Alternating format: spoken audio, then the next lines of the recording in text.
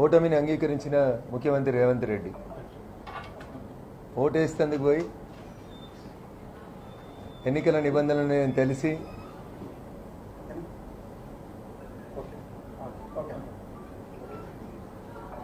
ఓటమిని అంగీకరించిన రాష్ట్ర ముఖ్యమంత్రి రేవంత్ రెడ్డి ఓటేస్తేందుకు పాలమూరు జిల్లాకు పోయి ఎన్నికల నిబంధనలు ఉన్నాయని తెలిసి రాజకీయాలు మాట్లాడకూడదని తెలిసి కూడా ఉద్దేశపూర్వకంగా భారతీయ జనతా పార్టీని ఈ దేశ ప్రధానమంత్రిని కించపరిచే రీతిలో మాట్లాడడం అనేది దురదృష్టకరం.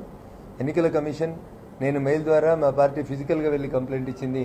సాయంత్రం వరకు రాష్ట్ర ముఖ్యమంత్రి గారిని గృహ నిర్బంధంలో ఉంచాలని, మాట్లాడకుండా వారికి ఆదేశాలు ఇవ్వాలని మేము ఎన్నికల సంఘాన్ని డిమాండ్ చేస్తూ ఉన్నాం. ఈ సందర్భంగా ఎన్నికలు ముగిసి రిజల్ట్ వచ్చిన తర్వాత మాట్లాడుకుంటే బాగుంటుంది, కానీ గ్రౌండ్లో రియాలిటీ అర్థమైన తర్వాత రేవంత్ రెడ్డి గారు ఓటింగ్కి పోయినప్పుడు ప్రజల నుంచి వచ్చిన రెస్పాన్స్ చూసైనా, గతంలో వరకు టీవీ ఛానల్లో అంతా అయిపోయి మాట్లాడిన తర్వాత ఎవరికి ఓటేద్దామంటే జనం నుంచి వచ్చిన రెస్పాన్స్ కానీ ఆయన కళ్ళ ముందు కనబడుతుంది.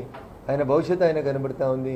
ఈ రాష్ట్రంలో అందరికంటే ఎక్కువ స్థానాలతో డబుల్ డిజిట్లో భారతీయ జనతా పార్టీ గెలవబోతా ఉంది. కాబట్టి తన స్థానానికి ఏమైనా ఇబ్బంది వస్తామన్నటువంటి అనుమానంతో ఓటర్లని ప్రలోభ పెట్టేటట్టు ఇప్పటికే రైతు బంద్ వేసినాం, రేపు రైతు రుణమాఫీ చేస్తాం, ఇట్లాంటి పదాలు మాట్లాడడం అనేది ఎలక్షన్ కోడ్లో ఎన్నికలు నడుస్తున్నప్పుడు మాట్లాడడం అనేది చట్టరీత్యా నేరం.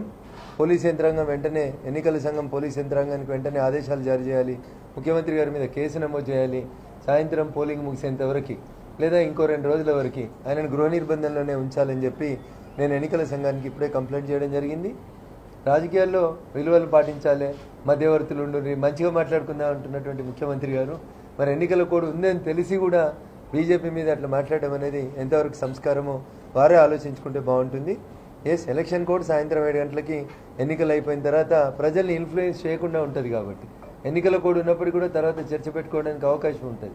కానీ వచ్చేసింది, రేపే ఏదో పడిపోతూ ఉన్నాయి డబ్బులు అనేటువంటి రీతిలో మాట్లాడి ప్రజలని ప్రలోభ పెట్టేటువంటి ప్రయత్నం చేస్తున్నాడు. కాబట్టి అతని మీద ఖచ్చితంగా కేసు నమోదు చేయాలి. అతను మళ్ళీ ఈ 2-3 రోజుల లోపల ఇట్లాంటి రాజకీయ వ్యాఖ్యానాలు చేయకుండా ఎన్నికల సంఘాన్ని నిషేధించాలని చెప్పి ఈ సందర్భంగా మేము డిమాండ్ చేస్తాం. Thank you. మనలో ఎవరో ఇద్దరు మాట్లాడితే కేసు అయ్యి వాళ్ళు అడిగితే చెప్పాలంటే మన